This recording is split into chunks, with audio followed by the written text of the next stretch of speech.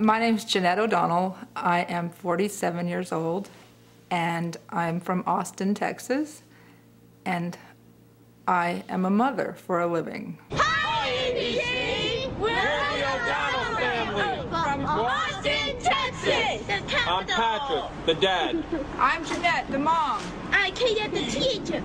I'm Adrian, I'm 12. I'm Aaron, I'm 10. I'm Megan, I'm 8. I'm Patrick, I'm 6. And this is Kieran, and he's 5. Welcome to our home. Patrick and Jeanette have 6 kids. 5 of those kids have autism. 5 of our children are autistic.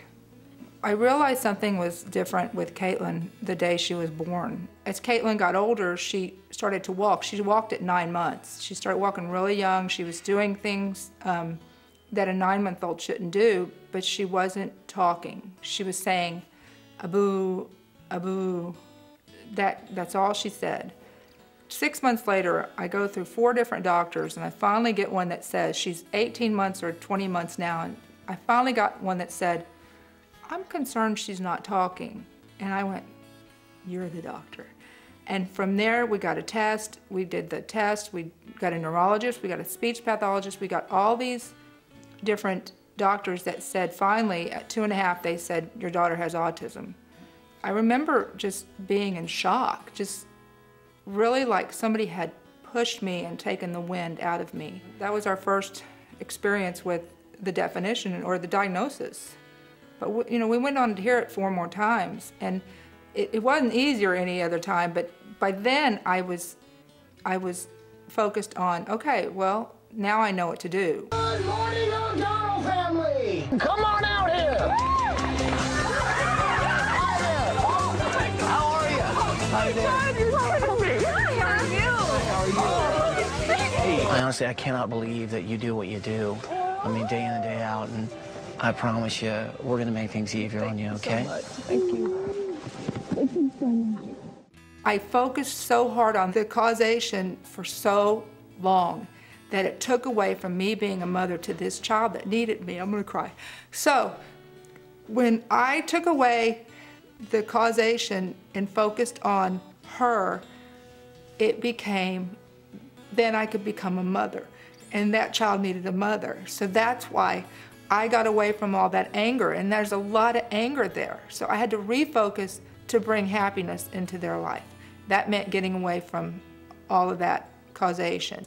You know, there's a fight, and we have to fight for our kids. And I'm not fighting the government for my children. I'm fighting the school system, and I'm fighting, you know, the ability that they can go out and get a job when they graduate, and they can go to college if they want to. You know, that's my fight. And that's why when I write on the Trusera site, I want people to be able to find that there are people that think like I do, that say, you know what, you have choices. They see that it's hopeful, not, you know, it's hopeful, it's not so depressing. It's not, you don't have to be in that frame of mind when your child is labeled autistic. Let your kid be a kid. And that's the greatest thing we ever did with Caitlin. Instead of covering over her and following everything she did, and no, don't do that, don't do that, we just let her, and that advice was given to me by a friend of mine who said, let her go and be. And I went, oh no, I can't, she's gonna get hurt, something's gonna happen. And then when I let her go and be a kid, she was so much happier. And through acceptance, it made my children so much more capable, because I wasn't so busy fighting all the time. I was able to become the mother that could help them learn and to grow and to be social and to be, I mean, I've got great kids. I've got really great kids. If you came in my home, you would not know that it was any different than any home. Well, we'll see you in a week, everybody. All right? Bye, guys.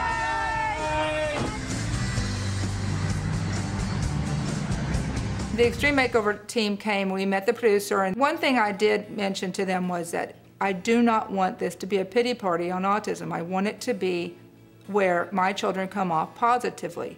And they came off so positively that I got comments from people saying, "Your children are not autistic.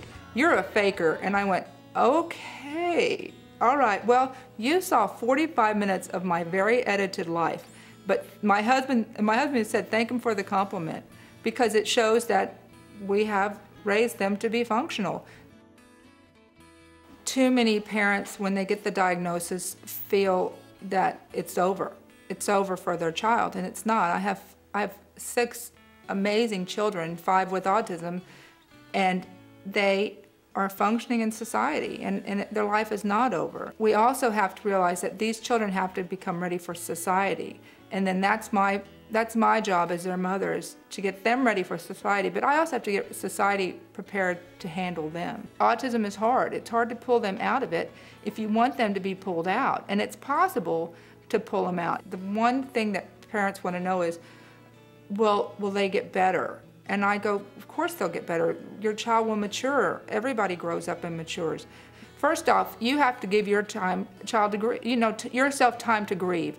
You have to grieve. If you expected to get Mr. Perfect, going to be president one day child, which is 1 in a billion, then you need to grieve that. You need to let go of that child and then you need to refocus on the child you have sitting in front of you that needs your attention. That child needs your attention more than anybody else. Their child is exactly the same child they had before the doctor diagnosed it. Just remember that. And that child is sitting there and he needs you or she needs you. You guys know what to say. Say it with me. Bus driver, move!